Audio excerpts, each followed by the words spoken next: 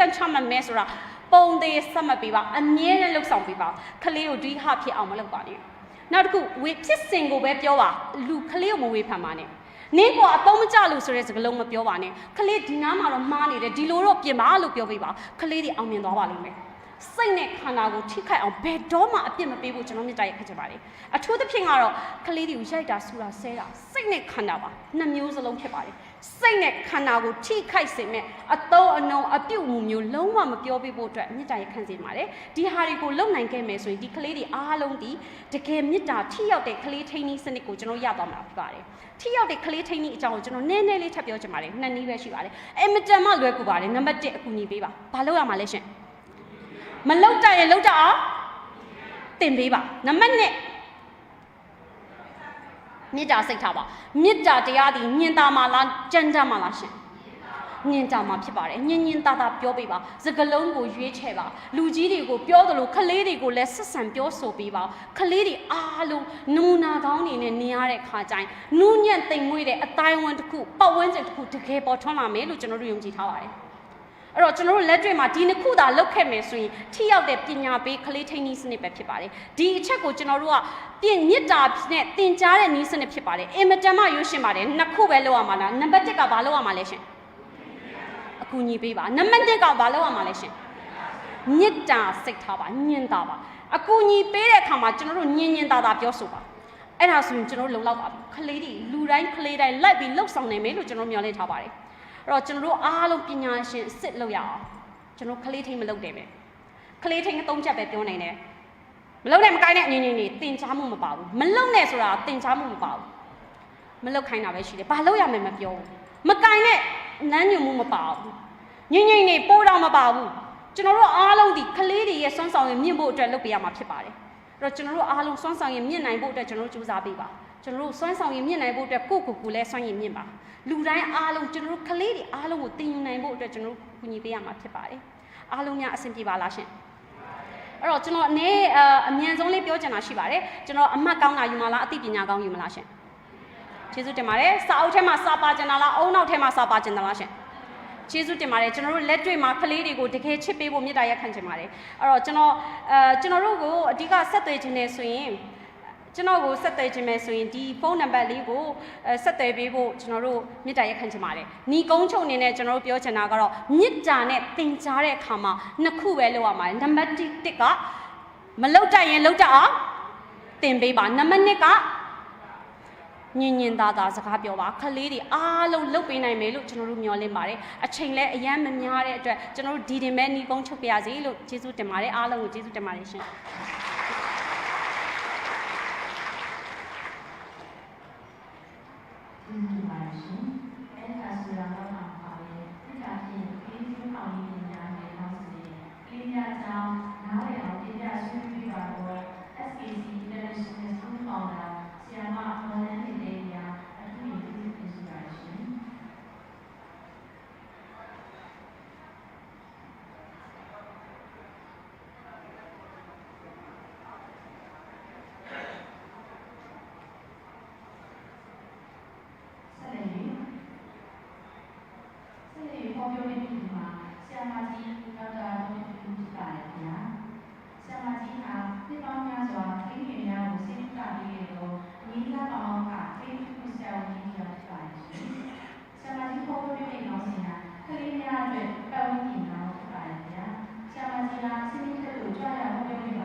ပါ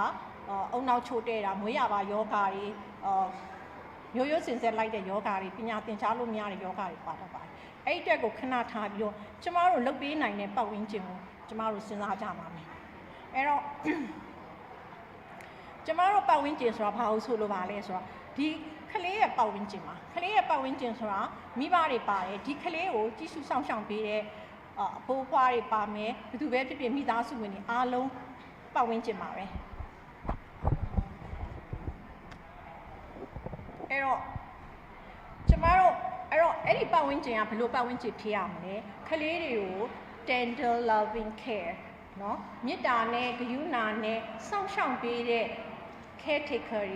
တွေမိသားစုတွေပဲဖြစ်စေချင်ပါတယ်အဲ့တော့ကျမတို့ကဒီကလေးတွေကိုပြုစုစောင့်ရှောက်မယ် ခလေးတွေရဲ့ကြီးထွားမှုကိုလေ့လာမယ်ဆိုလို့ရှိရင်ကျမတို့ကအုံနောက်ကိုမေ့ထားလို့မရပါဘူးအဲ့တော့ကျမတို့လူတိုင်းမှာလူသားတွေမှာအုံနောက်ကနော်ခန္ဓာကိုယ်တစ်ခုလုံးကိုအစိတ်ပိုင်းနေရနေပြီးတော့သူကထိန်းချုပ်ထားတာဖြစ်ပါတယ်အဲ့တော့ဒီခန္ဓာကိုယ်အဲ့အုံနောက်မှာသူကအစိတ်ပိုင်းတွေအများကြီးရှိတယ်အဲ့ဒီအစိတ်ပိုင်းတွေကသူကဘာလဲဆိုတော့သီးသန့်အစိတ်ပိုင်းတွေရှိတယ်အဲ့ဒီအစိတ်ပိုင်းတွေကသူကခန္ဓာကိုယ်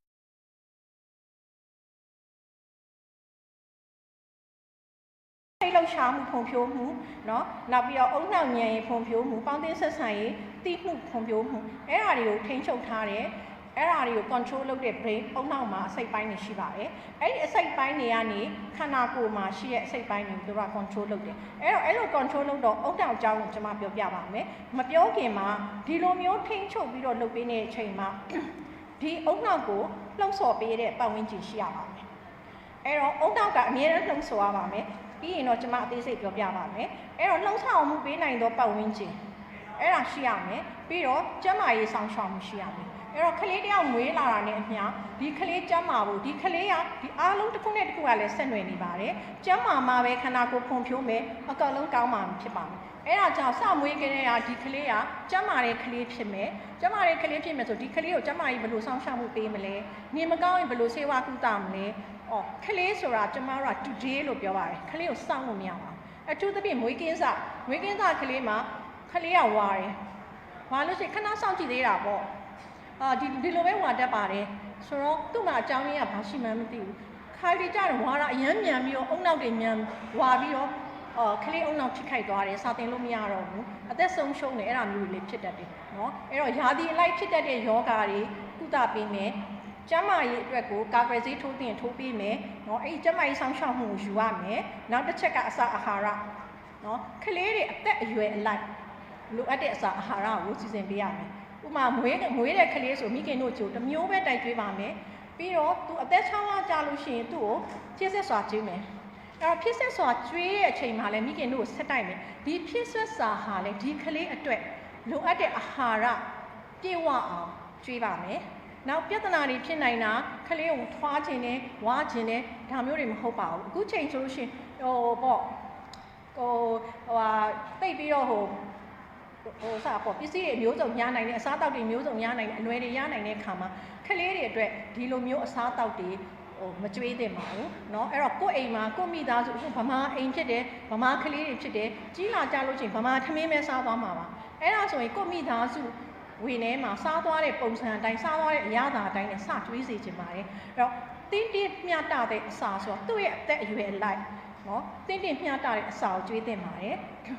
ချစ်ခင်ကျင်နာမှုကတော့အားလုံးကိုသူကပိုက်ဆိုင်ပါတယ်အဲ့တော့ tender loving care မေတ္တာနဲ့ကလေးကိုစောင့်ရှောက်ပေးမယ်ဆိုလို့ရှိရင်မေတ္တာနဲ့စဉ်းစားမယ်ဆိုရင်တဏှာနဲ့မချစ်ဖဲနဲ့မေတ္တာနဲ့စောင့်ရှောက်ပေးမယ်ဆိုရင်တော့အားလုံးအဆင်ပြေမယ်လို့ကျွန်မထင်ပါတယ်ဒါကကျမတို့ရဲ့အုံနောက်ကိုကြည့်လိုက်မယ်ဆိုရင်ကျမဘာကြောင့်လို့အုံနောက်ကိုပြလဲဆိုတော့ကျမတို့ကလေးတွေကအသက်အရွယ်အလိုက်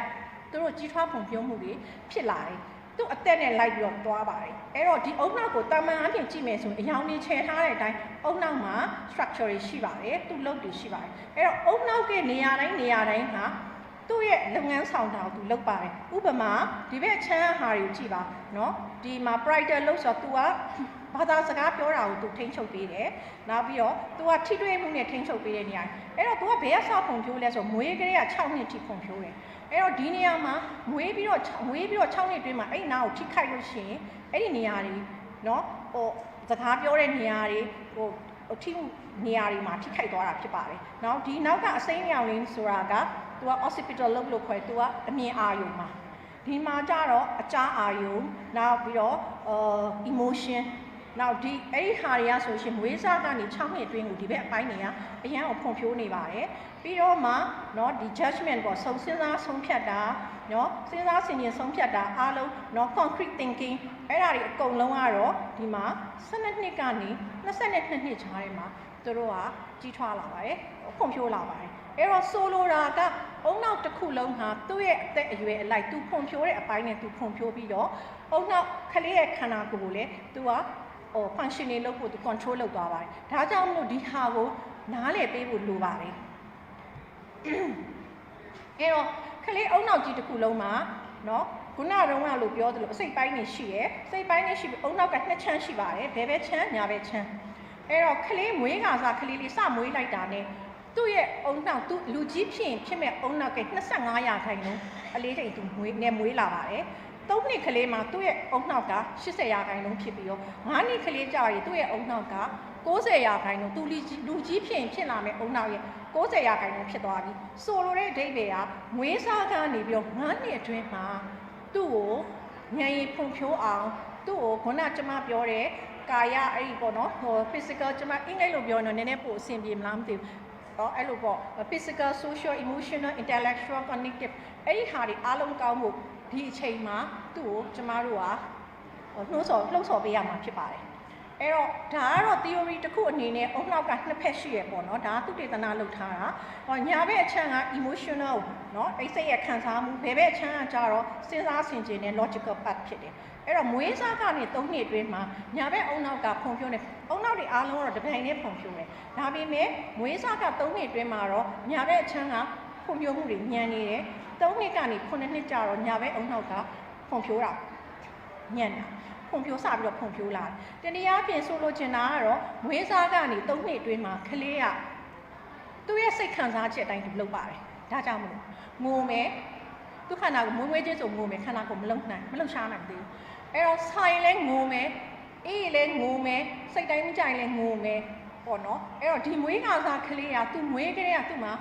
စိတ်အာရုံခံစားချက်ရှိပါတယ်။ဒါကြောင့်ကျမတို့ဒီကလေးလေးတွေမှာဝန်းနေနေတယ်သူစိတ်ထဲမှာတင်းကျပ်နေဆိုနှစ်ဖူးပေါ်လက်ကလေးတင်ထားပါတယ်။နော်ပြုံးတတ်ပါတယ်ငိုပါတယ်ဆိုတော့အဲ့ဒီချိန်လေးကကျမတို့ကမွေးခါစားကလေးအရွယ်တွေကကျမတို့ကသူ့ကိုဂရုစိုက်ရမှာဖြစ်ပါတယ်။ဒါကဘယ်ဘက်ချမ်းနဲ့ညာဘက်ချမ်းအုံနောက်ကိုရှင်းပြထားတာဖြစ်ပါတယ်။အဲ့တော့ကျမခုကလေးကိုအသက်အရွယ်အလိုက်မွေးစားကနေ1နှစ်ကနေ3နှစ်3နှစ်ကနေ5နှစ်အဲ့ဒီ9နှစ်အောက်ကလေးတွေရဲ့ကြီးထွားဖွံ့ဖြိုးမှုကြောင်းနဲ့ပတ်သက်ပြီးကျွန်မဆွေးနွေးမှာဖြစ်ပါတယ်။ဘာကြောင့်လဲဆိုတော့အဲ့ဒီအချိန်မှာသူတို့ရဲ့ခန္ဓာကိုယ်မှာဖြစ်ပွားနေတာအားလုံးဟာအဲ့ဒီအချိန်တစ်ချိန်နဲ့တစ်ချိန်မှာမတူဘဲနဲ့ပြောင်းလဲသွားလို့ဖြစ်ပါတယ်။ဒါကြောင့်လို့သူတမတ်သေးသူ့ကိုဆက်ဆံလို့မရပါဘူး။အဲ့တော့မွေးခါစားအရွယ်မှာဆိုရင်သူက sensory motor လို့ခေါ်တဲ့အာယုံ၅ပါးကိုခံစားပြီးတော့လှုပ်ရှားမှုတွေလုပ်ရင်းနဲ့သူကတင်ယူပါတယ်။စမွေးချင်းကျမ်းမာတဲ့ကလေးဆိုငွားဆိုငိုချလိုက်တယ်။ငိုချလိုက်တော့သူအသက်ကိုရှူလိုက်တယ်။ရှူလိုက်ပြီးတော့သူ့ကိုကျမတို့ကနွေးနွေးထွေးထွေးလုပ်ပေးမယ်။နော်အမေရဲ့ရင်ဝင်ထဲကိုထည့်မယ်။အမေရဲ့နှိုးချိုတိုက်ကျွေးမယ်။အမေကပွေ့ဖွက်ထားမယ်။အဲ့တော့သူ့ကိုကျမတို့နွေးထွေးအောင်တုပ်လိုက်တဲ့ခါမှာလဲသူ့ကိုလှုံ့ဆော်လိုက်တာ။လှုံ့ဆော်လိုက်တော့သူကငိုပြီးတော့အသက်တွေရှူလာမယ်နော်ထွေးပိုက်လိုက်တဲ့ခါမှာသူကနှွေးသွားတယ်မိခင်ရင်ဝင်နဲ့ထဲတော့နှွေးသွားတယ်မိခင်ကသူ့ကိုကြည့်ပြီးတော့စကားလေးပြောမယ်နှုတ်ချိုလေးတိုက်ပေးမယ်ဆိုရင်သူဟာစိတ်သက်အယမ်းကြန့်ခိုင်တဲ့ကလေးဖြစ်လာပါပြီအဲ့တော့တချို့ကမိခင်နှုတ်တိုက်တာကောင်းတယ်မိခင်နှုတ်တိုက်ရင်စိတ်သက်ကြန့်ခိုင်တယ်ဒါပေမဲ့မိခင်နှုတ်ကိုမိခင်ရင်ဝင်ထဲမှာမိခင်ကပွေးဖက်ပြီးတော့စကားလေးပြောပြီးနှုတ်တိုက်တာကိုဆိုလိုပါတယ်မိခင်နှုတ်ကိုနှုတ်ဘူးထဲမှာညှစ်ထည့်ပြီးတော့တိုက်တာကိုမဆိုလိုပါဘူးနောက်ပြီးတော့ကလေးကအမြဲတမ်းသူကသူ့ရဲ့လိုအပ်ချက်တွေကိုဖြည့်ဆည်းပေးတဲ့လူကိုအမြဲတမ်းသူကသတိရနေပြီးတော့အဲ့ဒီလူသူကယုံကြည်ပါတယ်ဒါကြောင့်မလို့မိခင်ကသာသူ့ကိုရင်ဝင်ထဲမှာထည့်ပြီးတော့မိခင်တို့ကိုတိုက်ကျွေးမယ်ဆိုခဲ့ရင်ဒီကလေးကစိတ်သက်ကြန့်ခိုင်ပါတယ်နှမို့လို့ရှိရင်ဟိုမျက်နှာကြီးမြင်လိုက်ဒီမျက်နှာကြီးမြင်လိုက်နဲ့သူဘယ်သူမျက်နှာကိုမှန်မှန်းမသိဘူးသူဘယ်သူယုံကြည်ရမှန်းမသိဘူးအဲ့တော့ဟိုငငယ်လေးလေးကသူ့ရဲ့သူ့ရဲ့နှလုံးသားထဲမှာသူယုံကြည်ရမယ့်သူတယောက်ရှိရင်သူ့ရဲ့စိတ်သက်ကြန့်ခိုင်မှု emotionally secure ဖြစ်ဖို့အရန်အထောက်ပံ့ဖြစ်ပါတယ်အဲ့တော့မွေးစားကနေပြီးတော့နိုးကြားနေတဲ့အချိန်တိုင်းမှာခန္ဓာတစ်ခုလုံးကလှုပ်ရှားနေတယ်ခလေးတွေလက်လှုပ်ချီလှုပ်တယ်အဲ့တော့မိခင်ဒါမှမဟုတ်လို့ရှင်သူ့ကိုပြုစုစောင့်ရှောက်ပေးတဲ့သူစီရရတဲ့အာယုံ၅ပါးလုံးဟာဒီခလေးအတွက်ကိုလှုပ်ဆော်မှုတွေပဲဖြစ်ပါတယ်နော်အဲ့ဒါကြောင့်မလို့ခလေးကိုဒီတိုင်းကြီးပြစ်မထားသင့်ပါဘူးရင်ဝင်ထဲမှာထားမယ်ခလေးကိုစကားပြောပေးမယ်ခလေးကိုနိုးတိုင်လဲဟိုမမေကချစ်တယ်နိုးတိုင်နေတာပါဟိုပေးဆိုလို့လဲလို့ရှင်မမေကသေးလဲပေးနေတာပါအဲ့လိုမျိုးလေးတွေစကားလေးတွေပြောပေးနေမယ်ဆိုလို့ရှင်ဒီခလေးကအစောကြီးစကားပြောလာပါလိမ့်မယ်အဲ့တော့သူဒီ2လကြာလို့ရှင်သူကအတန်လေးတွေထုတ်လာမယ်ခ ကိုခိခိနဲ့ညှိုရင်နာမကိုခိကခလေးမွေးရင်တော့အပြူလာကြီးနဲ့မွေးလာမျက်လုံးကြီးပြူပြီးတော့မွေးလာအရင်တော့ဘယ်နည်းနေမှမျက်လုံးပွင့်မှာမဟုတ်တော့ပါဘူးနောက်ပြီးတော့ညှိုရင်လည်းရနေပါပြီ2လလောက်ဆိုခေါင်းလေးထောင်ပြီးညှိုလို့ရနေပါပြီအဲ့တော့4လ6လဆိုဝူဝဝပြောနေပြီ6လဆိုရင်ဘူးမုံနေပါပြီပြီးတော့အတန်တုံးပြန်ရင်သူဒါလေးဘာညာဆိုရင်သူအူးနဲ့ပြန်လုပ်တယ်ကိုရက်သွားရင်သူရက်တယ်ကိုပြောရင်သူကဆက်ပြောတယ်ဆိုတနည်းအားဖြင့်သူဒီတင်ယူနေပါတယ်အချိန်တိုင်းသူက learning တင်ယူနေပါတယ်ဒါကြောင့်မလို့ကလေးကိုစကားပြောပေးပါလှုပ်ဆော်ပေးပါအဲ့ဒါဆိုလို့ရှိရင်သူကပို့ပြီးတော့တိုးတက်လာမှာဖြစ်ပါတယ်အဲ့တော့တစ်နှစ်ပြည့်ရင်စကားနှလုံးသုံးလုံးလောက်တက်လာပါတယ်ဒီမှာဆိုရင်အဖွားဖြစ်တဲ့သူကစကားပြောတယ်ဒါ2လကလေးလေး2လကလေးလေးကပြန်တုံ့ပြန်နေပါပြီဆိုတော့ဒီကလေးလေးအတွက်ကအရင်လုံခြုံနဲ့နော်နေရာကိုရတာဖြစ်ပါတယ်အဲ့တော့သူခန္ဓာကိုယ်ကဖွံ့ဖြိုးလာမယ်သူခန္ဓာကိုယ်ကဘယ်လိုဖွံ့ဖြိုးလာမလဲဆိုတော့ကလေးတွေမှာလူသားတွေမှာအပေါ်ကနေအောက်ကိုဖွံ့ဖြိုးလာတယ်အတွင်းဘက်ကနေအပြင်ဘက်ကိုဖွံ့ဖြိုးလာတယ်အပေါ်ကနေအောက်ကိုဖွံ့ဖြိုးလာတယ်လို့ဆိုလိုတဲ့အဓိပ္ပာယ်ကပက်လက်ကနေခေါင်းထောင်လာတယ်ပခုံးလေးမက်လာတယ်လေးဘက်သွားလာတယ်ထိုင်လာမယ်လမ်းလျှောက်မယ်ဆိုတော့သူဒီအပေါ်ကနေအောက်ကိုသွားတယ်ပြီးတော့အတွင်းကနေအပြင်ဘက်ကိုသွားတယ်ဆိုတဲ့အဓိပ္ပာယ်ကဒီခန္ဓာကိုယ်ကြီးကထောင်လာတယ်ထောင်လာပြီးလို့ရှိရင်နောက်ပိုင်းကျရင်သူကလက်ကလေးတွေလှုပ်လာမယ်နော်အဲ့တော့ဒီပင်မလက်ကြီးပြီးရင်လက်ဖွားချီဖွားလေးတွေလှုပ်လာမယ်အဲ့တော့လက်ဖွားချီဖွားလေးလှုပ်လာတဲ့ခါမှာသူကဘာလုပ်မလဲလက်ကလေးကိုချီမယ်4လလောက်ဆိုရင်သူကလက်ကလေးလက်ချောင်းလေးကိုလှုပ်မယ်လက်ကလေးကိုချီမယ်လက်ကလေးကိုပါးစပ်ထဲထည့်မယ်အဲ့တော့လက်ကလေးကိုကြည့်ငိုဝါလုပ်မယ်အတိတ်ပဲဒီသူ့လက်ရှိထောင်းကိုသူစတိလာပြီပြီးလို့ရှိရင်ခြေထောက်ကလေးကိုထည့်မယ်ပြီးရင်သူဒီ6လကြာလို့ရှိရင်အစာစားရမှာဖြစ်တဲ့အတွက်သူ့ရဲ့ရှာလေးကငကိုတော့ကအမေမိခင်နို့ကိုစိုးရတဲ့ခါမှာသူကရှာနဲ့နို့ကိုရဲရတဲ့ကြောင့်ရှာအပြားကြီးဖြစ်တယ်ပြီးလို့ရှိရင်မှရှာလေးကထမင်းစားရမှာဆိုရှာလေးကချွန်လာလှုပ်တုံနဲ့ရှာလေးကိုကစားတယ်အဲ့ခါကျတငယ်နာလို့ပြောကြပြန်အောင်ကျမတို့ကလေးတွေကလည်းအမြဲတမ်းအပြစ်ပြောခံရတယ်အဲ့ခါတငယ်နာဖြစ်ပြီးဆိုတော့ဟိုအိမ်ကလူတွေကပြောလို့ဆရာမကြီးကတငယ်နာဟဲ့တငယ်နာမဟုတ်ဘူးရှင်းပြလိုက်တယ်ပေါ့နော်ရှင်းပြတဲ့အပြင်ကိုကျမတို့ကတခု message ပေးချင်တာကျမတို့ရှင်းပြလိုက်တဲ့ဟာအမှန်တရားတွေကိုရှင်းပြလိုက်တဲ့ message ကြီးကဘယ်တော့မှတခြားစီကိုရောက်မသွားပါဘူးသူတို့မှပဲရက်သွားပါတယ်အဲ့တော့မကောင်းတာတခုဆိုလို့ရှိရင်တော့အញ្ញမ်းကြီးပြန်လာမြန်ပါတယ်အဲ့ဒါဘာကြောင့်လဲတော့မသိပါဘူးဆရာတော်တို့ပဲသိပါလိမ့်မယ်နဲ့တူတယ်အဲ့တော့အဲ့ဒီအချိန်မှာ तू ကမွေးကားစားကနေတစ်နှစ်အတွင်းမှာသူ့ရဲ့လက်ကလေးတွေကိုတန်အောင်လို့နော်ဆိုတော့ပြီးလို့ရှိရင်ဟိုဆီယမ်မိုင်းတို့ကြောင်းသွားမယ်ဆိုရင်ဆီယမ်မိုင်းတို့ကြောင်းမသွားခင်ကျမတို့ကဒီမှာပြင်ဆင်နေတာဆိုတော့ तू ကစာရေးရတော့မလက်လှုပ်ရတော့မယ်ဆိုတော့သူ့ရဲ့လက်ချောင်းလေးတွေကိုကျမတို့ကပေးကစားပါတယ်အဲ့လက်ချောင်းလေးတွေကိုဒီမှာဓာလေးနဲ့တို့တယ်ဓာလေးတွေနှိပ်တယ်ဆိုတော့ခုခေတ်မှာလည်းကစားစရာတွေကလည်းပေါ်ပါတယ်ဒါပေမဲ့ခုရွေးချယ်ရမှာကတော့ကစားစရာဒီသူ့အသက်အရွယ်နဲ့ तू လိုက်တဲ့ကစားစရာပဲဖြစ်စေချင်ပါတယ်အနေကင်းနဲ့ကစားစရာပဲဖြစ်စေချင်ပါတယ်เนาะအဲ့တော့အဲ့လိုကစားစရာလေးနဲ့ဒါဟာသူတို့ဒါဒီဟာကပတ်ဝန်းကျင်ခေါင်းမှာခလေးကိုလေးလာတင်ပြီးပေးနေတာပါဒါဆိုရင်သူဒီခလုတ်ကလေးတွေနှိပ်အတန်ထွက်တယ်ဆိုတာသိလားသူအတန်လဲကြားတယ်เนาะဒီမှာဒါနဲ့တို့ပြီးသူ့လက်ချောင်းလေးနဲ့တို့ပြီးတော့ရှောက်ပြီးတော့သူရှောက်ချဲတယ်ဒါမျိုးတွေဒီမှာဆိုရင်ရေလေးလောင်းကြည့်တော့ဒီထဲကရေထွက်လာတယ်ဆိုတော့သူသိလာတယ်ပေါ့เนาะအဲ့တော့မွေးစားကနေတစ်နှစ်အတွင်းမှာ social emotional နဲ့ပတ်သက်ပြီးတော့သူ့ရဲ့မိဘတွေသူ့ရဲ့အမေဒါမှမဟုတ်သူ့ကိုစောက်ရှောက်ပေးတဲ့လူတွေကိုခြေလက်တွေနှုတ်တယ်မျက်လုံးချင်းစုံတယ်ငိုယိုခြင်းနဲ့ဆက်သွယ်လာတယ်အသားလေးတွေထိတယ်เนาะအဲ့အချိန်မှာသူ့ကိုအသားလေးတွေပြန်ထိပေးမယ်เนาะအဲ့တော့သူကဒီအချိန်မှာ6လသားရွယ်ရောက်တော့ဝင်းနေဝင်းသာခံစားချက်တွေရှိလာတယ်မျက်နှာစိမ်းတွေကိုကြောက်တက်လာတယ်ခွဲရရင်ငိုမယ်အဲ့တော့ separation anxiety ဆိုတာတစ်နှစ်မှာအဆိုးဆုံး separation anxiety ဆိုတော့သူမိဘတွေတနည်းအောင်ခွဲခွာသွားရင်သူရမ်းဝင်နေတာပေါ့နော်ဆိုတော့အဲ့ခံစားချက်ကလည်းခလေးကိုအရန်ကိုပြင်းပြင်းထန်ထန်ထိခိုက်စေပါတယ်ဒါကြောင့်မို့ကျမတို့ကတခုခုကိုဆုံးဖြတ်မယ်ဆိုလို့ရှိရင်ဒီလိုမျိုးအသိပညာလေးရှိတာတစ်နှစ်သားဆိုဟာငါတို့စဉ်းစားရမယ်ဒီအချိန်မှာဆိုသူကဒါအဆိုးဆုံးဖြစ်နေပြီအဲ့လိုမျိုးလေးထည့်ပြီးတော့စဉ်းစားပြီးစီချင်ပါတယ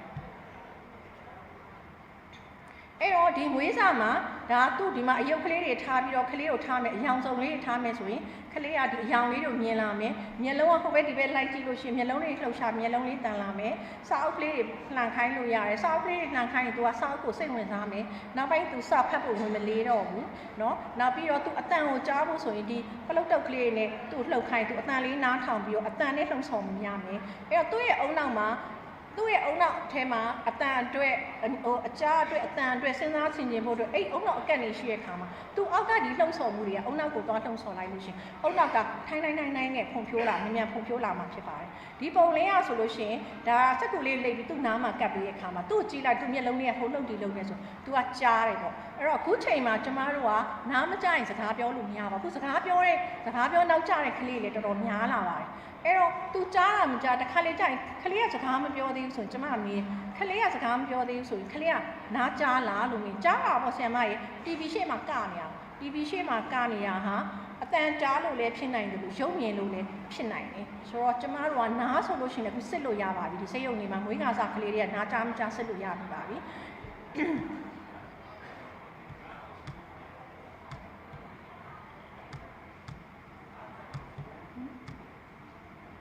အဲ့တော့ခုနဝေးကားစားနေတစ်နှစ်ပြီးတဲ့ခါမှာတစ်နှစ်ကနေ3နှစ်ကာလရောက်လာမယ်ဆိုသူကလှုပ်ရှားတာတွေစဉ်းစားတာတွေစကားပြောရတဲ့သက်ဆိုင်တဲ့အုံနောက်အစိတ်ပိုင်းနဲ့အရန်တိုးတက်လာတယ်။ဒါကြောင့်မို့သူကအရန်ဆော့လာမယ်။နော်ခုနမတ်တက်ထပြီးတာနဲ့သူကတိုးပြီးတော့ရှောက်သွားတော့မယ်ပြေးဖို့စူးစမ်းတော့မယ်အပေါ်တွေတွေ့တက်မယ်ဆိုတော့ဒါသူကာယအနေနဲ့သူကအရန်ကိုလှုပ်ရှားလာပြီအဲ့ခါကျတော့သူတို့အရန်ဆော့တယ်အရန်လက်ဆင်တယ်လို့သူတို့ပြောတတ်ပါတယ်နော်အဲ့တော့သူကဒီတစ်နှစ်ကလေးကနေ3နှစ်ကလေးအထိကိုပြောင်းလဲသွားတဲ့အချိန်မှာကြီးသွားတဲ့အချိန်မှာသူ့ရဲ့ပြောင်းလဲမှုတွေကအရန်များပါတယ်ဒီအချိန်မှာမိဘတွေစိတ်နှောင့်ယှက်ဖြစ်တဲ့အချိန်လို့လည်းကျွန်မပြောချင်ပါတယ်။ဘာကြောင့်လဲဆို6လမှာကလေးကိုအစာကျွေးရင်ကျွေးသမျှသူကမျိုးချတယ်ပြီးတော့တစ်နှစ်လောက်လဲကြာရောသူကမစားတော့အဲ့ချာလာပြီးကလေးစာမစားလို့ကလေးကိုဟိုဟာတွေကျွေးတယ်ဒီဟာကျွေးတယ်အမျိုးစုံအတင်းထိုးထည့်တယ်ဟိုအမေတွေကလည်းဘယ်လိုလဲဆိုတော့ကလေးဒီဝိတ်ကြသွားမှအရန်စိုးရိမ်တယ်အဲ့လိုမျိုးပေါ့ဆိုတော့ကျမရှင်းပြတစ်နှစ်ရောက်လာပြီအဲ့တော့သူ့ရဲ့စိတ်ကပြောင်းလာပြီနေတိုင်းကျွေးနေတယ်ပြောပတ်ကြည့်လို့လည်းသူမကြိုက်တော့ဘူး plus အရန်စိတ်ဝင်စားတယ်ဟိုအပေါက်ကလေးလည်းလက်ထည့်မယ်ဟိုဟာလည်းဆွဲချမယ်ဒီဟာဟိုပြေးမယ်ဟိုပေါ်တက်မယ်ဒီပေါ်တက်မယ်အဲ့တော့ပတ်ပြေးမယ်ပြေးတက်လို့ရှိရင်ကျမပြေးတက်လို့ရှိရင်ပိုတော့ဆိုးပါတယ်သူ့နားကိုလုံးဝမကတ်တော့ပတ်ပြေးနေတော့မှာဆိုတော့အဲ့ဒီခါမှာစိတ်ရှည်ရမယ်ကိုယ်ကလေးနဲ့ကိုယ်ပဲဖြစ်တဲ့အတွက်ကြောင့်ကိုယ်ကလေးကိုဘလို့အစာကျွေးသင့်လဲဘလို့နေထားမှကျွေးသင့်လဲအဲ့ဒါမျိုးတွေစဉ်းစားပြီးတော့အဲ့ဒီအခက်အခဲကိုဖြေရှင်းရမှာဖြစ်ပါတယ်အဲ့တော့ဒီမှာခန္ဓာကိုယ်ဖွံ့ဖြိုးလာတဲ့အပြင်သူ့ကို3နှစ်ကနေ4နှစ်ရောက်သွားရမယ်ဆိုရင်ကျမတို့3နှစ်မှာတော့သူကခဲတာမကင်နိုင်သေးပါဘူးအဲ့တော့ကျမတို့ကဒီချိန်မှာကစားတာတွေဘာကြီးလုပ်နိုင်လဲသူ့ကိုပတ်ဝန်းကျင်အနေနဲ့ဘယ်လိုလှုပ်ဆော်ပေးနိုင်ဆိုဂျုံနေခိုင်းနေဆော့ခိုင်းနေအဲ့တော့ဒီလိုနေမယ်နေတော့သဲတွေကိုနေမယ်အဲ့လိုနေတော့သူ့ရဲ့လက်ချောင်းလေးတွေတန်လာမယ်တန်လာပြီးတော့ပထမပိုင်းဆိုတော့သူကဆုပ်ပြီးတော့ကင်ပါမယ်အဲ့တော့ခလေးတယောက်ကိုကြောင်းလိန်ထားမယ်ဆိုရင်တော့အရန်တိတာပါလေကြောင်းရလို့ရှိရင်သူစာမေးနိုင်မှာဘာကြောင့်လဲဆိုတော့သူဒီခဲတံကိုကင်လို့ရတာ3နှစ်ကျော်4နှစ်မှကင်လို့ရပါတယ်အဲ့ဒါ3နှစ်ကိုထွားတဲ့ကလေးကိုလိန်ထားလို့ရှိရင်တော့အဲ့ဒါပေါ်ပါတယ်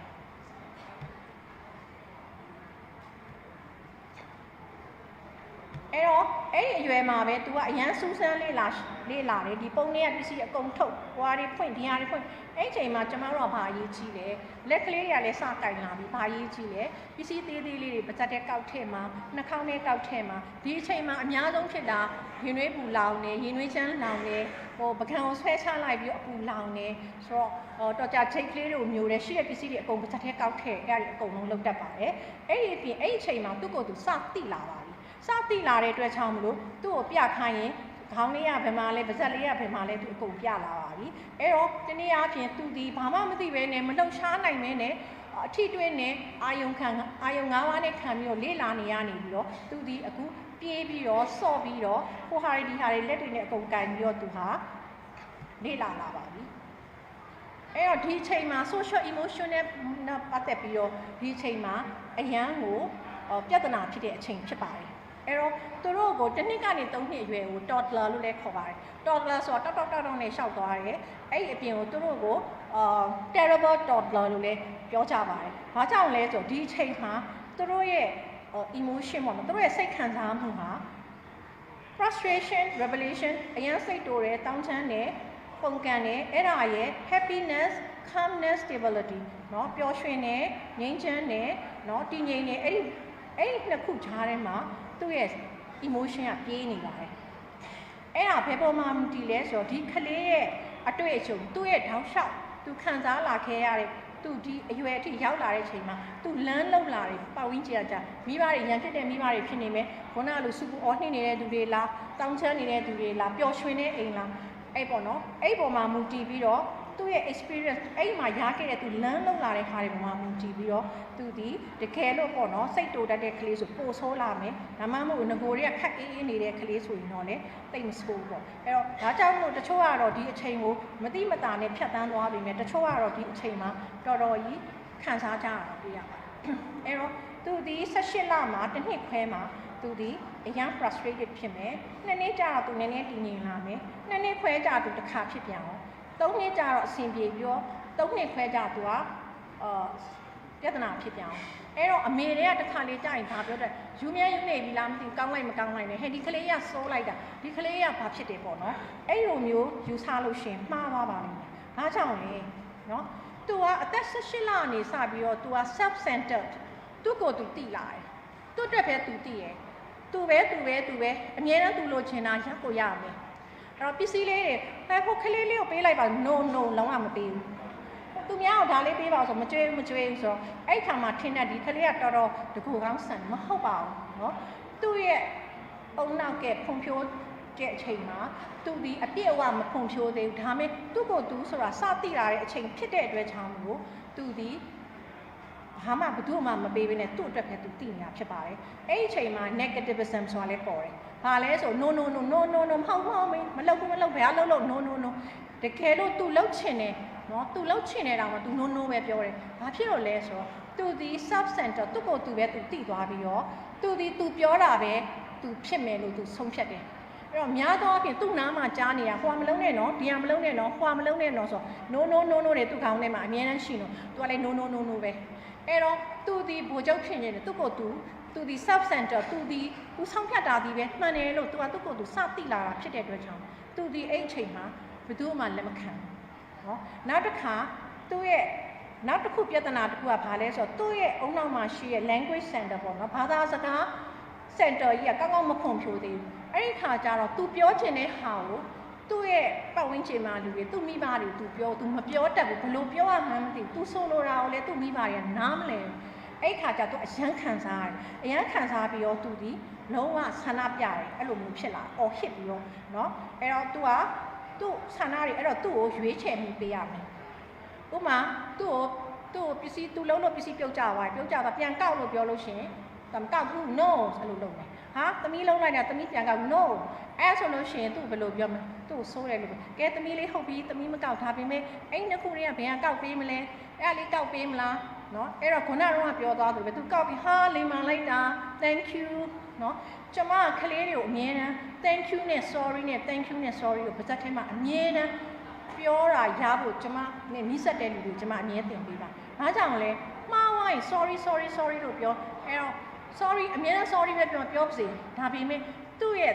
learning thinking မလာခင် learning period မှာဒါဟာမှားတာလားမှားတာဆိုသူသိထားတဲ့အခါမှာ sorry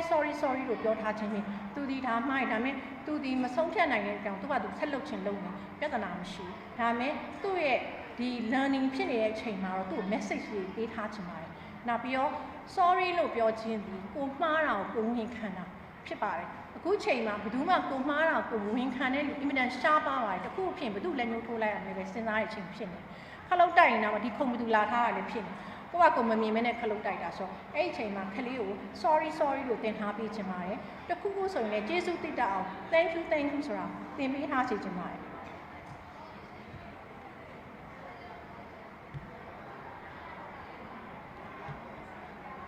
အဲ့တော့အဲ့ဒီတစ်နှစ်ခွဲချိန်မှာ temper tantrum ဆိုတာအရင်ဆိုပါတယ်အဲ့ temper tantrum ဆိုတာဘာလဲဆိုတာစိတ်တိုင်းမကြဘူးသူဖြစ်ချင်တာတွေလုပ်ချင်တာတွေလုပ်လို့မရလို့ချင်းဒေါသတွေအရင်ထွက်စိတ်ခံစားမှုတွေဖြစ်ပြီးတော့အကုန်လုံးလက်ထဲမှာရှိတဲ့ပစ္စည်းပေါက်ခွဲဒါမှမဟုတ်ရင်အကုန်လုံးဒီမှာလှဲချလိုက်ကျမတို့အဲ့လိုဈေးတွေပါစတိုးဆိုင်တွေမှာတစ်ခါလေးတွေ့ပြီးပါတယ်ခလေးတွေအဲ့မှာလှဲချပြီးပြစ်ချပြီးအမေတွေကဒုက္ခတွေရောက်နေတာလေအဲ့လိုမျိုးပေါ့နော်အဲ့တော့များသော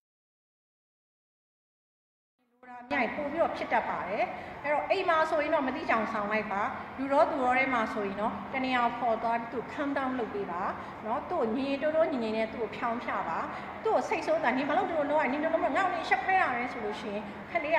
ပို့ပြီးတော့လောက်လာပါလိမ့်မယ်စိတ်ခံစားမှုတွေပို့ပြီးတော့ဖြစ်ပါလိမ့်မယ်နောက်ပြီးတော့ကလေးကသူဒီလိုမျိုး temper tantrum ဖြစ်ပြီးတော့တောင်းချမ်းတဲ့ဟာမဖြစ်တဲ့နာကိုသူလောက်တာဆိုလို့ရှိရင်တော့သူ့ကိုကြိုးကြောင်းဆင်ခြင်ပြီးတော့သူ့ရဲ့18လတစ်နှစ်ခွဲအရွယ်နဲ့နိုင်မဲ့ဥပမာနဲ့ပြီးပြီးတော့ဆုံးမပါကိုယ့်ရဲ့အသက်နဲ့လိုက်ပြီးတော့မစင်စားပြီးတော့မဆုံးဖြတ်ပါနဲ့18လအရွယ်ရဲ့18လအုံနှောက်သူပြောချင်တာကိုသူလိပ်ပတ်လေအောင်မပြောနိုင်မင်းနဲ့လိုချင်တဲ့စိတ်တွေလည်းအယမ်းများနေတဲ့အချိန်မှာဖြစ်နေတဲ့ဟာကိုသူ့ကိုနားလည်ပေးပြီးတော့သူ့ကိုနားလည်ပေးတဲ့စိတ်နဲ့သူ့ကိုဖြောင်းပြပေးပါအဲ့တော့သူဒီ calm down ဖြစ်သွားပြီဆိုလို့ရှင်တော့သူ့ကိုချီးကျူးပေးပါသမီးကအရန်လိမ်မာတာပဲเนาะဒီလိုမျိုးနေရမယ်အဲ့ဒါဒီလိုမျိုးလိမ်မာတဲ့အတွက်ကြောင့်အရန်ချစ်တာပဲဆိုသူ့ကိုပြောပေးပါဒါဆိုလို့ရှင်သူကအဆင်ပြေပါတယ်မဟုတ်ဘဲနဲ့သူ့ကိုတချို့မိဘတွေကအရန်ရှက်တယ်အရန်ကြောက်တယ်ဒီလိုမျိုးဖြစ်ရင်တခုဖြစ်သွားမှလားပြတ်သွားမှလားပေါ့နော်အဲ့လိုမျိုးဖြစ်ပြီးသူ့အရန်အလိုလိုက်ပြီးတော့လက်ညှိုးထိုးတာပေးလို့ရှင်ဒီကလေးကိုသူ့ကိုပိုဆိုးအောင်ဆိုတာကလေးဆိုးတာဆိုတာတဲ့ကလေးကိုဒီလိုလောက်ရက်တွေထပ်တလဲလဲလောက်အောင်အားပေးတယ်လို့ဖြစ်သွားပါတယ်။ဘာကြောင့်လဲဆိုတော့သူ့မှာစဉ်းစားဆင်ခြင်ဆုံးဖြတ်နိုင်တဲ့အဆင့်ကိုသူမရောက်လာသေးပါဘူး။သူဒီခုမှတစ်ခွဲပဲရှိပါသေးတယ်။ဒါကြောင့်သူ့ကိုဒီလိုမျိုးလုပ်ရင်ဒီလိုမျိုးရှင်းပြပြီးတော့သူ့ကို calm down လုပ်ပြီးတော့သူ့ကိုနူးနူးညံ့ညံ့နဲ့ calm down လုပ်ပြီးသူ့ကိုဆုံးမပေးရမှာဖြစ်ပါတယ်။ဆုံးမတာပြောမလား။သူ့ calm down လုပ်ပေးရမှာပေါ့။နော်။အဲ့တော့2နှစ်အရွယ်ကျတော့သူကနည်းနည်းလေးရော့လာပြီသူ့ကိုယ်သူအရန်ကြီးအဲ့လိုမဟုတ်တော့ဘူးအဲ့2နှစ်ခွဲကြတော့သူကအဲ့အချိန်မှာတစ်ခါစကားပြောတာတွေလှုပ်ရှားတာတွေအရန်သူကအုံနောက်ကအရန်ကိုတိုးတက်ပြီးလှုပ်လာပြန်အောင်အဲ့လှုပ်လာပြန်တဲ့အခါမှာလေသူကတစ်ခါအရန်သိချင်တယ်အရန်တက်ချင်တယ်သူသိချင်တဲ့ဟာတွေမသိအောင်သူတက်ချင်တဲ့ဟာတွေလုံးလို့မရအောင်ဆိုရင်တစ်ခါသူအဲ့မှာပြန်ပြီးတော့သူစိတ်တွေတိုးလာပြန်တယ်အဲ့အချိန်မှာကိုကစိတ်ရှည်ရမယ်3နှစ်ကြာလို့ရှိရင်တော့သူကကောင်းလာတယ်အဲ့တော့ तू ကအယုတ်ကလေးတွေနဲ့ဆော့လာအယုတ်ကလေးနဲ့စကားပြောလာတယ်အဲ့ချိန်မှာ तू အပေါင်းအသင်းတွေစကားလည်းပြောလာပြီဆိုတော့စကားပြောလာတဲ့အမြအပေါင်းအသင်းတွေရလာတယ်အပေါင်းအသင်းတငယ်ချင်းတွေရလာတယ်ရလာလို့ရှိရင် तू ကပို့ပြီးတော့အဆင်ပြေပြီးတော့ tension ကျလာပါတယ်ဒါပေမဲ့3နှစ်ခွဲမှာကျတော့ तू က mood swing တော်ကြဟာရီလိုက်တော်ကြငိုလိုက်နဲ့ तू အဲ့လိုမျိုးတစ်ခါပြန်ဖြစ်တတ်ပါတယ်ဒါဟာကျမတို့က tantrum roller coaster လို့ခေါ်တဲ့အများစုဖြစ်တတ်တဲ့ဟာကိုပြောပါတယ်ခလေးတိုင်းဖြစ်မယ်လို့မဆိုလို့ပြီးမြဲခလေးဖြစ်ခဲ့တော့နားလည်ပေးဖို့ကျမknowledge ပေးထားတာပါအဲ့တော့တချို့ခလေးတွေဆိုလို့ရှိရင်အသက်ရှူရပ်လိုက်ပါတယ်ကျမတို့က breath holding attack လို့ခေါ်ပါတယ်အရန်တော့ဒါဝယ်ပေးငွေပေးလားဝယ်ပေးလက်ညှိုးထွန်းဝယ်ပေးဆိုတော့အော်ရင်ခင်းနဲ့သူအသက်ရှူအောင်လိုက်တော့အသက်ရှူလဲအောင်တော့ပြပြီးတော့ပြုတ်ကြသွားတဲ့ခါကျတော့သူကဟာအိမ်ကလူအမလေးလောက်ကြပါဆိုနောက်တစ်ခါခလေးလက်ညှိုးထွန်းရင်ဟဲခလေးသတိလျက်သွားမယ်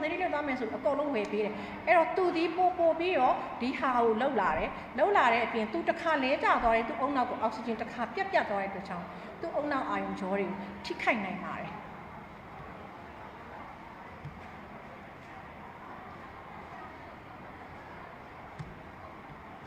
အဲ့တော့ love and affection အဲ့တော့ကလေးတွေကအဲ့လိုတောင်းချမ်းတာမျိုးရှိတယ်လို့ love and တစ်ချိန်တည်းမှာပဲသူကောင်းတဲ့ချိန်တည်းမှာ love and affection ဆိုတာလည်းရှိပါတယ်အဲ့တော့ဒါပေမဲ့ဒီကလေးတွေက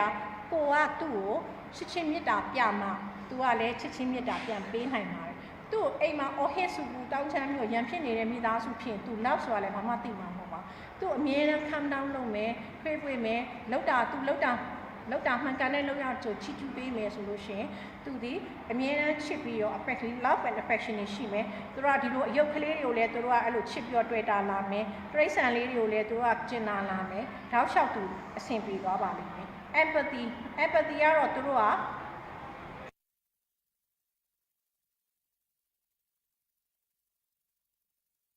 ရိုက်လိုက်မယ်ကြောင်မြင်ရိုက်လိုက်မယ်အဲ့ဒါဆိုလို့ရှိရင်သူတို့တေချာရှင်းပြရမယ်သူတို့ကိုကြောလေးကိုပုတ်တက်ပြီးတေချာရှင်းပြမယ်ရှင်းပြပြီးတော့ဒီလိုမျိုးမလုပ်ဖို့သူတို့ကိုစုံမရမယ်เนาะအဲ့တော့သူများတခြားသူတွေပေါ့အပြစ်လုပ်လို့ရှိရင်ဒီအမှားကိုပြင်ပေးမယ် sorry ဆိုပြီးတော့တောင်းပန်ခိုင်းအဲ့ခါမှာသူကဒီလုံးရက်ကိုနောက်တစ်ခါမလုပ်အောင်ဆိုသူသိလာပါလိမ့်မယ်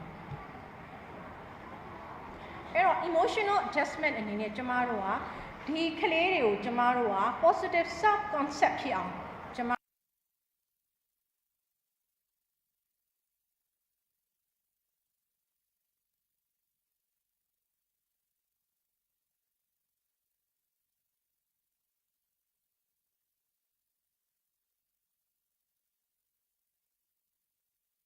unable to do task ဖြစ်သွားအဲ့တော့သူ့ရဲ့လုပ်ရတိုင်းကိုသူ့အကောင်းမြင်နေသူ့နားလေပေးမယ်သူ့ချီးကျူးမယ်သူ့ရဲ့ကောင်းတဲ့လုပ်ရတွေကိုချီးကျူးမယ်သူမကောင်းတာလုပ်ခဲ့နေသူ့နားလေပေးပြီးတော့သူ့ကိုဖြောင်းပြမယ်ဆိုလို့ရှင်သူဟာတော်တယ်သူ့အမြဲတမ်းသူဟာတော်တယ်ဒါမဲ့တခုတော့ရှိရပါတော့တချို့မိသားစုတွေဘယ်လိုရှိရဲဆိုသူ့ကလေးဘာလုပ်လို့အမြဲမှန်တယ် always မှန်တယ်အဲ့တိတ်တော်အရန်ကောင်းတယ်သူများနဲ့တချို့ဆိုကျမကြားအောင်ကြားပြီးသူများကလေးနဲ့ရန်ဖြစ်ဆော်ခဲလိုက်နောက်မှငါတို့ကြည့်ရှင်းမယ်အဲ့လိုမျိုးလုံးလာတဲ့အခါကျတော့ကလေးကအရန်ဆိုးလာတယ်ဆိုတဲ့စကားပဲကျမသုံးပြစီဘာကြောင့်လဲဆိုသူ့ရဲ့အသိစိတ်ဓာတ်ထဲမှာဒီဟာလောက်တာပုံမှန်လို့သူကထင်သွားသူများဘိုးကြတာပုံမှန်လို့လည်းထင်သွားတဲ့အခါမှာသူကဘိုးကြတော့တာပဲဘိုးကြတာသူ့မိသားစုထဲမှာဘိုးကြတာကိစ္စမရှိဘူးသူကြောင်းသွားတော့မယ်ကြောင်းမှာဘိုးကြမယ်တခြားကလေးတို့သွားဘိုးကြမယ်ဆိုရင်ဒီချိန်မှာဘယ်သူမှသူ့ကိုလက်ခံမှာမဟုတ်အဲ့ခါကျတော့သူ့ကိုဘိုးကြပြီးကျမတို့အများကြီးတွေ့ရပါတယ်သူ့ကိုဘိုးကြပြီးသူ့ကိုညင်းပယ်လိုက်တဲ့အခါမှာသူကတဖြည်းဖြည်းနဲ့ပို့ပြီးတော့သူများရဲ့စီဝိုင်းအပြင်ကိုရောက်သွားပါလိမ့်မယ်ဒါကြောင့်မလို့ခလေးတွေကိုအစတည်းကကျင်နာတရားရှိဖို့ဂရုဏာတရားရှိဖို့သူများကိုအဓိကတော့ကိုချင်းစာတတ်ဖို့အမြဲသင်ပေးရပါမယ်တချို့တွေကဖြစ်တတ်တာငါကလေးပဲကောင်းတယ်ငါကလေးပဲငါအဲ့ဒါကြောင့်မလို့ခုနကပြောသလိုကိုလည်းတရားကျင့်မှာကိုလည်းဆုံးမပါကိုအရင်ဆုံးမပြီးမှခလေးတွေကိုနားလည်ပေးပါခလေးတွေကိုနားလည်ပေးမယ်ဆိုတာလေသူ့အသက်အရွယ်အလိုက်သူ့ရဲ့ကြီးထွားမှုကသူ့အသက်အရွယ်လိုက်ဖြစ်သွားတဲ့အတွက်ကြောင့်ကိုဒီလည်းသူ့အသက်လိုပဲဆင်းပြီးတော့ကိုလည်းသူ့ကိုစောင့်ရှောက်ပေးပါအဲ့တော့မိဘတွေကကာယဉာဏဖွံ့ဖြိုးအောင်အဓိကဖွံ့ဖြိုးပေးတယ်ခုနလိုenvironment တွေသူ့ရဲ့ learning environment ဖြစ်အောင်ဖန်တီးပေးအကုန်လုပ်ပေးတယ်ဒါပေမဲ့တစ်ခါလေကြားလို့ရှိရင်သူ့ဟာသူမြင်အောင်ကြည့်ခွင့်ပေးပါအကုန်လုံးဒါဟိုဟာဖြစ်တယ်တချို့ဆိုရှင်အကုန်ဆုံးဖြတ်ပေးတယ်လေဟိုဟာလုပ်ဒီဟာလုပ်ဟိုလိုမလုပ်နဲ့ဒီလိုမျိုးနဲ့ဟိုမသွားနဲ့အကုန်လုံးပဲဆုံးဖြတ်တော့ဒီကလေးကဘာမှမလုပ်တတ်တော့ဘာမှမလုပ်တတ်တစ်ခါလူလောကကြီးရောက်သွားလို့ရှင်ဘာလုပ်ရမလဲဆိုဟိုလူမျက်နှာကြည့်လိုက်ဒီလူမျက်နှာကြည့်လိုက်ဖြစ်သွားတယ်ဒါကြောင့်သူ့ဟာသူစဉ်းစားခွင့်လုပ်ပိုင်ခွင့်ပေးပါကိုကဘေးကစောင့်ရှောက်ပေးပါနော်အဲ့တော့ self confidence က positive self concept ကိုဖြစ်စီအဲ့တော့သူ့လောက်ရတဲ့မှန်ကန်ချီကျူးပေးနေသူက confidence ရှိလာမှာဖြစ်ပါတယ်အဲ့တော့သူ့ကလေးတွေကိုအဲ့တော့3နှစ်5နှစ်အရွယ်ရောက်လာပြီဆိုရင်ကျမတို့ကသူ့ရဲ့ခံစားချက်သိအောင်ကျမတို့က explore လုပ်ရမယ်နော်သူနဲ့အတူတူ story တွေဖတ်မယ်သူနဲ့အတူတူ video တွေကြည့်မယ်သူပြန်လာရင်သူ့ရဲ့ခံစားချက်တွေကိုမေးမယ်အမြဲတမ်းသူနဲ့စကားပြောပေးပါစကားပြောပေးတဲ့အခါမှာသူ့ကိုဘယ်သူကဘူးလီလုပ်လိုက်တယ်သူ့ကိုဘယ်သူကပြန်ဖာပြောလိုက်တယ်ဆိုတော့သူ့ရဲ့ခံစားချက်ကလေးကိုကသိလာမယ်အဲ့ဒါမှသူ့ကို manage လုပ်ပေးလို့ရတခါလေကျရင်ကလေးတွေကစကားမပြောဘူးကလေးသေးလေးတွေမဲ့သူတို့ကတချောင်းမှာသူ့ဘာသူပဲသွားနေတယ်အယုံနဲ့ဆော့နေတယ်ဒါမှမဟုတ်လို့ရှိရင်ထမင်းစားတဲ့ကလေးကထမင်းမစားတော့ဘူးဒါမှမဟုတ်စကားမပြောဆိုရင်အဲ့ဒါဆိုရင်သူ့မှာစိတ်ခံစားချက်ဖြစ်နေပြီအဲ့ဒါကိုလည်းသတိထားပါအဲ့တော့ခုအချိန်ခါမှာဆိုရင်ကျမသတိထားမိတာကတော့မိဘတွေအလုပ်လုပ်ရတယ်အဖေရောမေရောအလုပ်လုပ်ရတယ်အိမ်မှာတခြားသူတွေနဲ့ထားခဲ့ရတယ်ပုံဆိုးတာကတော့အဲ့လိုမျိုးပေါ့အိမ်အကူတွေနဲ့ထားခဲ့ရတယ်ဒါမှမဟုတ်ရင်အဲ့လိုပေါ့နော်ခလေးကြောင့်ဘာမှနားမလဲလူတွေထားခဲ့ရတယ်အိမ်မှာဒီလိုပဲထားခဲ့ပြီးတော့မိုးလေးမိုးချုပ်အိမ်မှာမရှိဘူးဆိုရင်ဒီခလေးတွေရဲ့ခံစားချက်တွေဒီကျမတော်များများတွေ့ဘူးတာတော့တော်တော်လေးကိုပြဿနာဖြစ်နေပါတယ်ခုချိန်မှာဆိုတချို့အမေတွေအိမ်မှာ CCTV ကင်မရာတွေတက်ကြတယ်ဒီကနေကျမဆေးရုံမှာဆိုလို့ရှိရင်အလုံးလုံးတော့ဆိုရင်ကျမဆေးရုံမှာလေးကြောက်ဆိုတစ်ချိန်လုံးကြည့်ဘာလုပ်တာလဲသမီးဆိုအိမ်ကိုကြည့်နေတာအိမ်ကအထင်းကိုကြည့်နေတာသူကလေးကိုဘာကြီးလုပ်နေလဲဆိုတော့အဲ့လိုမျိုးတွေဖြစ်လာပြီဖြစ်လာတော့ဟဲဘာဖြစ်လို့တစ်ချိန်လုံးဖွင့်တာအခုနောက်ပိုင်းဆိုရင်ဒီအိမ်အကူရဲ့ CCTV ကင်မရာတိုက်တာမလုပ်တော့ဘူးပဲဆိုတော့အဲ့အရာတွေကလည်းပြဿနာပေါ့ဆိုဒီကလေးတွေဒီအရွယ်မှာအဲ့တော့ဒီမိဘတွေဒီအမေတွေအလုံးမလုံးနဲ့လို့ပြော no မပြောပါဘူးအဲ့အမေလုံးနေတဲ့အမေတွေရမ်းတန်ဖို့ရှိပါတယ်ကျမအလုံးစေချင်ပါတယ်ဘာကြောင့်လဲဆိုဒီအချိန်နဲ့ဒီအချိန်ပြီးတော့ကလေးတွေကြောင်းသွားတဲ့ခါမှာဒီအမေကဒီအချိန်မှာကလေးထိန်းဖို့အိမ်မှာအလုပ်ထွက်ပြီးတော့နေလိုက်ပြီးတော့ကလေးကြောင်းသွားတဲ့ခါမှာသူပြန်အလုပ်ဒီအလုပ်ကိုသူရဖို့မလွယ်တော့ပါဘူး plus အိမ်မှာနေတဲ့မိန်းမတွေဖြစ်သွားရင်လည်းပညာတက်ပြီးတော့တစ်ချိန်လုံးလူတွေနဲ့ထိတွေ့ပြီးတော့လောက်ကင်ခဲ့တဲ့မိခင်တွေကအိမ်ထဲမှာနေခိုင်းရင်ကြာသူတို့နေလို့မရပါဘူးပြဿနာတွေဖြစ်လာပါလိမ့်မယ်เนาะအဲ့တော့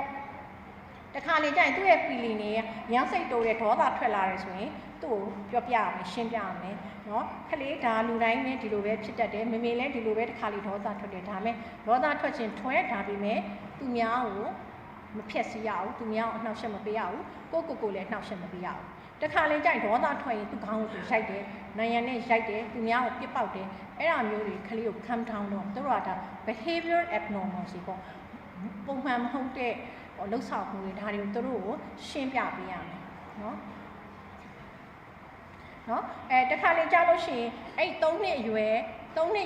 အရွယ်ရှိလာပြီဆိုလို့ရှိရင်သူတို့ကအင်ကြီးဝတ်ပေးမယ်ဆိုဒါဝတ်ဘူးအမေကဒါဝတ်ဆိုမဝတ်ဘူးဟိုကဝတ်မယ်ဒီကဝတ်မယ်အဲ့တော့သူသွားမယ့်နေရာသူဝတ်ရမယ့်အင်ကြီးဒီ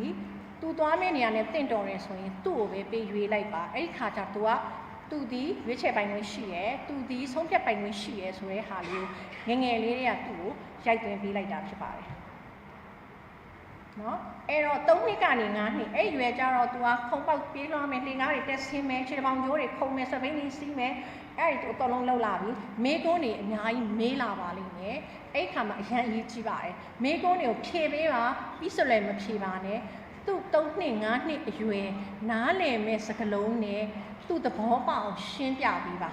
နောက်တစ်ဆင့်9နှစ်ကနေ6နှစ်6နှစ်ကနေ10နှစ်ကနေ10နှစ်ရောက်လို့ရှိရင်လေကို့အဖြေကတစ်မျိုးလေးဖြစ်သွားမှာပေါ့လေဆိုတော့အဓိပ္ပာယ်ကစာကြီးပေကြီးရုပ်ပြီးလုံးလို့သူနားမလည်နဲ့လက်ကားပါပဲနောက်တစ်ချက်ကအဲ့လိုရှင်းပေးလိုက်တယ်ကျမသားတွေဆိုအဖေပေါ့သမီးတွေဆိုအမေပေါ့ကျမအမြဲတမ်းပြောရှင်းပြပေးပါဘာကြောင့်လဲဆိုတော့ဒီလိုရှင်းပြပြီးတော့သူကကျင့်တတ်တဲ့အဖြေရသွားလို့ရှိရင်ကို့အဖေဒီကို့အမေဒီကိုယ့်ရဲ့ hero worship ဖြစ်သွားပါတယ်ကို hero worship ဖြစ်သွားရင်ကျမတို့ကကို hero worship ဖြစ်တဲ့လူရဲ့စကားပဲနားထောင်ချင်ပါတယ်သူများစကားကိုနားမထောင်ချင်ပါအဲ့ဒါကြောင့်မလို့ခုခေတ်တချို့အဖေအမေတွေကျမဘာတွေ့လဲဒါကျမမြင်တဲ့အတိုင်းပြောတာပါသူတို့ပညာသိမတက်ဘူးပညာရေးချင်းတလောက်မရှိဘူးပေါ့အဲ့တော့ကလေးကိုကြောင်းကြီးတွေပို့တယ်သူတို့နဲ့အင်္ဂလိပ်လိုတွေရွတ်တယ်အဲ့ခါကျအမလီတော်လိုက်တာအမလီကျမထက်တော်သွားပြီဟာဘာလို့အဲ့လိုပြောတာလဲအဲ့လိုမပြောပါနဲ့ဟုတ်တယ်မလားအဲ့ခါကျတော့ကလေးကမိဘကိုလုံးဝအဖက်မတန်ဘူးဆက်ဆံလာတယ်အင်္ဂလိပ်လိုလည်းမတက်ဘူးအင်္ဂလိပ်လိုလည်းမပြောနိုင်ဘူးပိုဆိုးတာကျမတို့စီလာလို့ရှိရင်တော့အင်္ဂလိပ်လိုပဲသူကပြောတယ်ပြီးလို့ရှိရင်ကျမတို့ကဆရာအောင်ဖြစ်တော့ကိုယ်စီလာတဲ့လူနာတွေထိုင်လိုက်တာနဲ့သိနေပြီတချို့ကလေးကြတော့လေဘုန်းသားဆရာမပြောသလိုပါပဲတချို့ကလေးကြတော့ထိုင်အမေကလက်ပိုက်လိုက်ဆိုရင်လက်ပိုက်ကျမလက်မပိုက်ခိုင်းပါနဲ့လွတ်လွတ်လပ်လပ်နေပါလက်ပိုက်ပြီးပြောမဟုတ်အဲ့လိုမလုပ်ပါနဲ့တချို့ကြထိုင်နေဝုန်းဆိုထိုင်ထားလိုက်ပြောစောက်ကြီးကိုဖတ်ဟဲအဲ့တော့ဘာကြီးဖြစ်ကြကုန်ပြီလဲပေါ့စောက်ကြီးကိုဖတ်တယ်လုံးဝလက်မကြည့်သူ့အမေကဟဲ့ပြောလိုက်လေဒေါက်တာစမ်းမယ်လေးဆိုရင်ဘာလုပ်ရလဲမဲစောက်ကိုဆက်ဖတ်နေစောက်ထူလို့အဲ့တော့ကျမအဲ့ဟာတွေကိုပေါ့နော်အားလုံးဒီဟာတွေဒီလို attitude တွေဖြစ်လာတာတွေဘယ်လိုလုပ်ကြမလဲပေါ့နော်ကျမစီကိုလာတဲ့လူငယ်တွေကျမအများစုပဲဟိုတနေ့ကဆိုရင်6နှစ်ကလေးတွေကသူတို့ကကျောင်းကနေပြီးတော့ငူချိုကျောင်းကနေစော့တဲ့ကျောင်းကနေစာသင်တဲ့ကျောင်းကိုရောက်တော့မယ်ဆိုရင်သူတို့ကလည်းအဲ့ဒီအချိန်မှာသူတို့ရဲ့ emotion ကလည်းအပြောင်းအလဲရှိရ hormonal changes တွေကလည်းရှိတယ်အဲ့ဒီအချိန်မှာသူတို့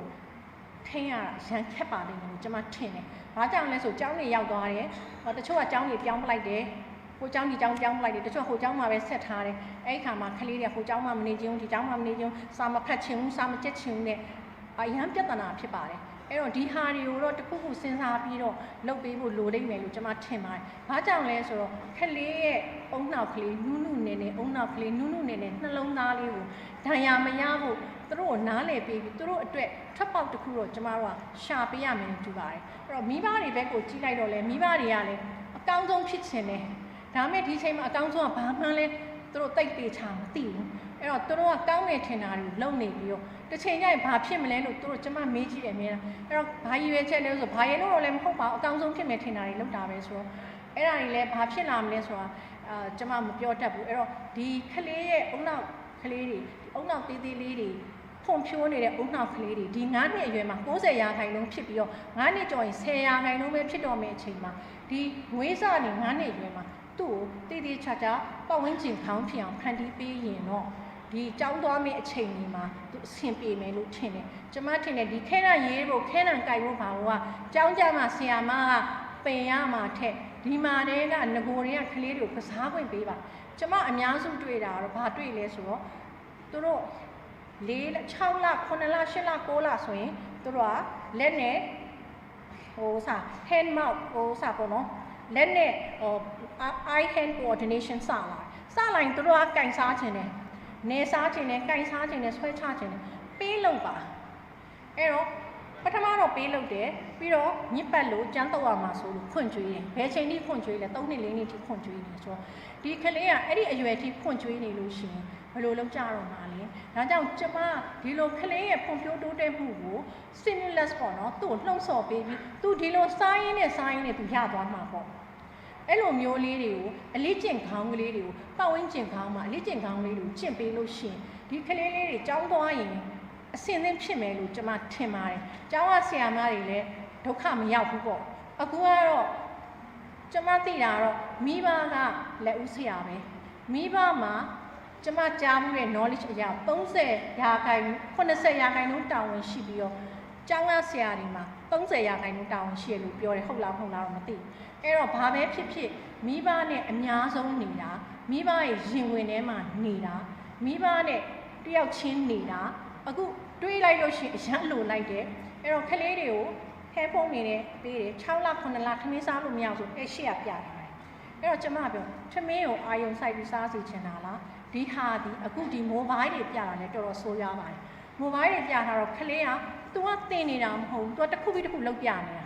အဲ့တော့ကျမတို့ကကလေးသေးသေးလေးတောင်မှစကားပြောရင်မျက်လုံးချင်းဆိုင်မယ်နားနဲ့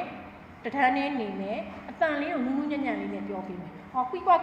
တမျိုးပြောင်းလိုက်ကွီကွာတမျိုးပြောင်းလိုက်ဆိုတော့ကျမတို့စီရောက်လာပြီဘယ်လိုရောက်လာလဲဆိုဆရာမကြီးဘာစကားတွေပြောနေလဲမသိဘူးဟိုလူဝင်စားလားမသိဘာလူဝင်စားမှမဟုတ်ဘူးငါကြောင်ဖြစ်နေတာဟိုကအတန်တွေကိုကြားပြီးတော့ဟိုကလည်းဆိုတော့သူတို့ကဘာစကားမှဘာပြောရမှန်းကိုမသိတော့ဘဲနဲ့သူတို့ရဲ့ language ကိုlanguage က develop ဖြစ်နေတဲ့အချိန်မှာသူတို့ဒီပိတသောစကားကိုမကြားရအောင်ဒါကြောင့်ဒီမိဘတွေအနေနဲ့ကသူ့စကားကိုပိတနဲ့တင်ပေးစီခြင်းနဲ့မျက်လုံးရင်းဆိုင်မယ်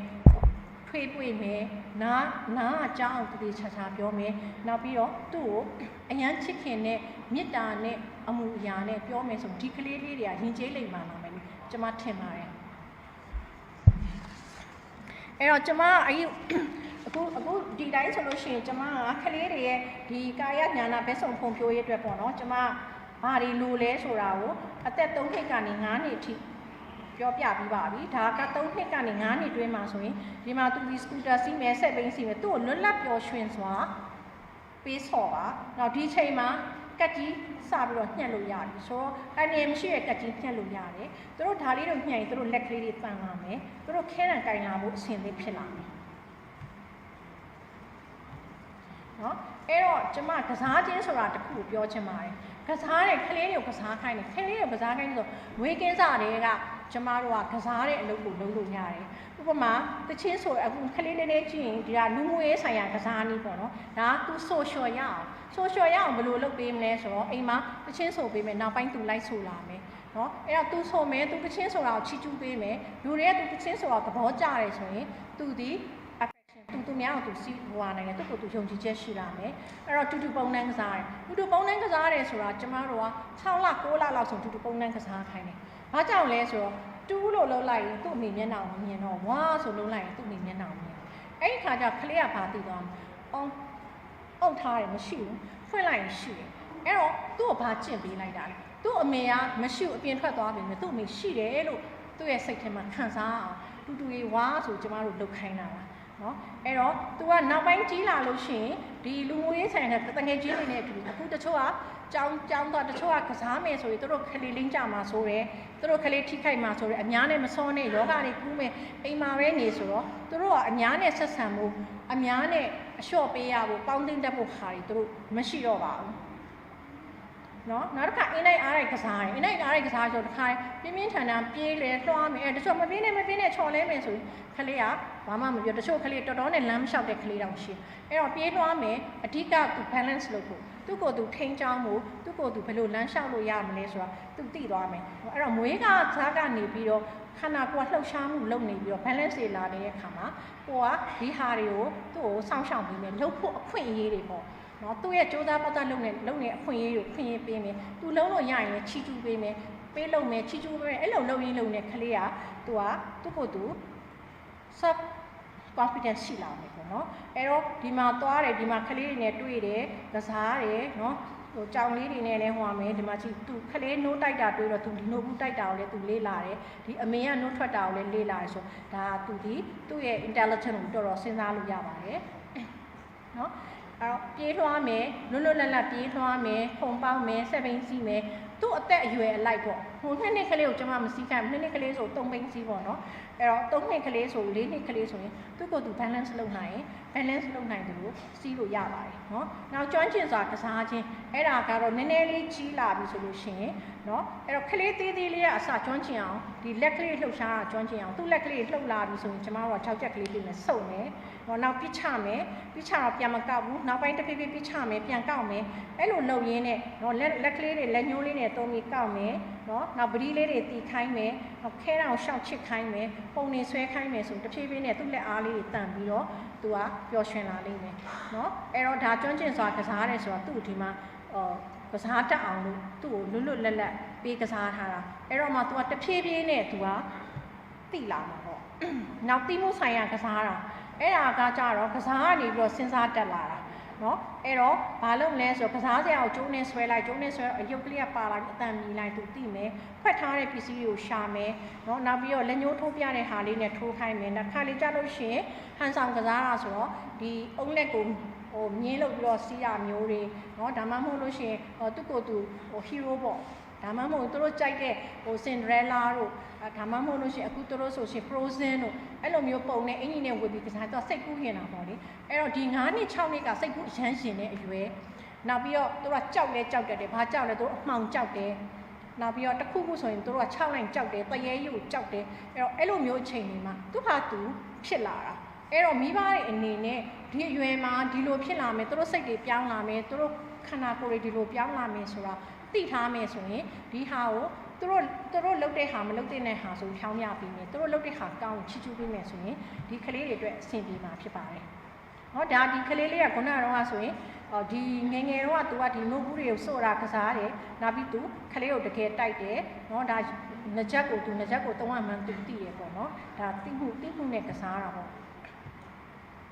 အဲ့တော့ကျမတို့ play ဆိုတာကအပြင်ကိုသွားမှာမဟုတ်ပါဘူးเนาะအိမ်ထဲမှာလည်းဒါမဲ့တစ်ခုပဲရှိတာပေါ့အိုးပုတ်ဂျိုးရုပ်ဘာညာအကုန်လုံးရှိပေမဲ့အန်ရကင်းနဲ့အိုးပုတ်ဂျိုးရုပ်နဲ့တော့ကစားစီခြင်းနဲ့ဥပမာလက်တွေနဲ့တုပ်ထားတာပေါ့ဆေးတွေကအဲ့လိုမျိုးပေါ့အဖြစ်ပေါ့နော်အဲ့တော့ကစားစရာအယုတ်ရောင်းတဲ့ဆိုင်တွေနဲ့လည်းညှိနှိုင်းပြီးတော့အန်ရကင်းနဲ့အယုတ်တွေအဖြစ်ကိုထုတ်လုပ်ပြီးကျမတို့လည်းတစ်သက်လုံးဒီဗမာပြည်မှာပဲဒီဗမာပြည်ကအယုတ်တွေနဲ့ပဲကြီးလာတာပါပဲဒါပေမဲ့အခုနောက်ပိုင်းကတော့ပေးမစော့ကြတာတွေကဒီအချွန်တွေအတက်တွေနောက်ပြီးတော့တုတ်ထားတဲ့ဆေးတွေအန်ရရှိလို့ဆိုပြီးတော့အဲ့လိုတွေဖြစ်လာတာဆိုအဲ့ဒီကစားတဲ့ပစ္စည်းတွေကိုလည်းတိတိကျကျလုပ်ပေးမယ်ဆိုရင်ကျမတို့ဗမာကလေးတွေဒီလိုပဲကစားလာကြအောင်ကျမတို့မိဘတွေလည်းကျမတို့ဒီလိုပဲထိန်းချောင်းလာကြတာပါပဲဒါပေမဲ့ခက်ကပြောင်းလာတဲ့ခါကျတော့ဒီမီဒီယာတွေလည်းများလာတယ်ဆော့စရာတွေလည်းများလာဟင်းဖုန်းတွေလည်းများလာတယ်ဆိုတော့ကျမကြည့်နေတာတော့အိမ်မှာအမေကလည်းလုပ်ဖေကလည်းလုပ်ခလေးကလည်းလုပ်နေတယောက်နဲ့ communication လည်းမရှိတော့ဘူးဘာမှစကားလည်းမပြောကြတော့သူ့ဟာနဲ့သူပဲဖြစ်သွားတော့အဲ့အရာတော့ဘယ်လိုလုပ်ရမလဲတော့လည်းမသိဘူးပေါ့လေအဲ့တော့အဓိကကတော့ကျမကဒီတစ်ပင်ကြီးတစ်ခုကိုပြထားပါတယ်အခုတချို့ကဘယ်လိုဖြစ်နေလဲဆိုတော့တ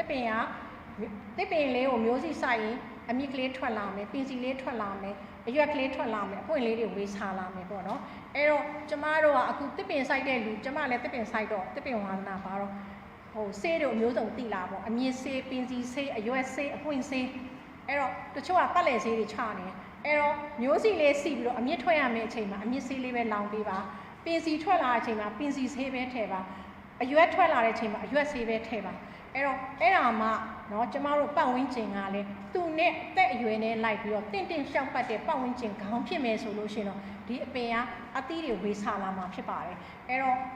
့ကျမတို့ကအဲ့ဒီအခုကျမပြောလိုက်တဲ့ knowledge တွေနဲ့ဆိုလို့ရှိရင်တော့ခလေးကိုပြုစုဆောင်ရှောက်မှုကတော့တော်တော်ကြီးအဖြေတွေသိလာမယ်လို့ထင်ပါတယ်ကျမဒီပန်းပင်နဲ့ပတ်သက်ပြောရမယ်ဆိုလို့ရှိရင်ပန်းပြဝဲရှိလို့ရှိရင်ကျမတို့ကဝယ်လိုက်တယ်လေဝယ်လိုက်တဲ့အခါကျပန်းပင်တွေအပွင့်တွေအများကြီးအသီးတွေအများအရှမ်းပျော်တာပေါ့တလားလောက်နေတော့အကုန်လုံးဘာမှလည်းမပွင့်တော့အဲ့တော့ကျမပန်းပင်ရောင်းတဲ့အန်တီကိုကျမမေးအန်တီရဲ့လို့ကျမဝယ်တော့အပွင့်တွေအများကြီးဘယ်လိုဖြစ်သွားဟဲ့နင်းစဉ်းစားကြည့်ပါလားတဲ့ဒါလောက်ဆေးတွေလောင်းထားမှခလေး၁၀ယောက်လိုက်တော့မွေးတဲ့အမေလိုဖြစ်သွားပြီပြောတယ်ဆိုတော့အဲ့လိုပဲပေါ့နော် stimulus တွေလည်းပေးပါတင့်တော်တဲ့ stimulus ပဲပေးပါ ခလေးသေးသေးလေးတွေတချို့ကကျမကြွားတာပေါ့နော်ကျမတို့လာပြောသူကပထမ24ပစ္စည်းအကုန်ရွတ်နိုင်တယ်ကျမလည်းရမ်းအောင်အေးကောင်းတာပေါ့နော်ဆိုတော့ရွတ်နိုင်တာလည်းကောင်းပါတယ်ဒါပေမဲ့သူ့အိုးနဲ့သူ့ဆန်သူ့ရဲ့အသက်အရွယ်ရဲ့သူ့ကိုနားလည်မှုပေးပြီးတော့ထိမ့်သိမ်းဆောင်ရှောက်မယ်ဆိုလို့ရှိရင်ဒီကလေးတွေဟာ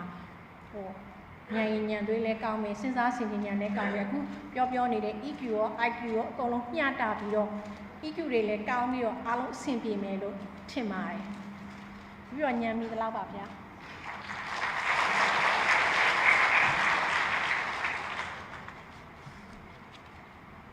ဒီများဒီပါဘောကဝင်စီပါစီဖြင့်ဝိဇ္ဇာကိရိမာတိသုံးနှစ်ထိကိရိယာတိဘုံတော်ပြည်သူအစစ်စီကိုရှင်းပြပြဟောကြားပေးပါတော့သမာဓိတော်တော်ပြည်သူအားအထူးကျေးဇူးတင်ရှိပါရှင်။ကြောက်လာတော့ဆရာတော်တော်များနှင့်ဆရာကြီးများအထူးရေးဘုန်းကြီးတော်ဆောင်ရည်နှင့်ဆန္ဒရေးဆောင်ရဆောင်ရည်တွင်ခန္ဓာကိုမိနစ်20ခန့်ခိတ္တဒနာနှင့်ဖြစ်ပါသည်။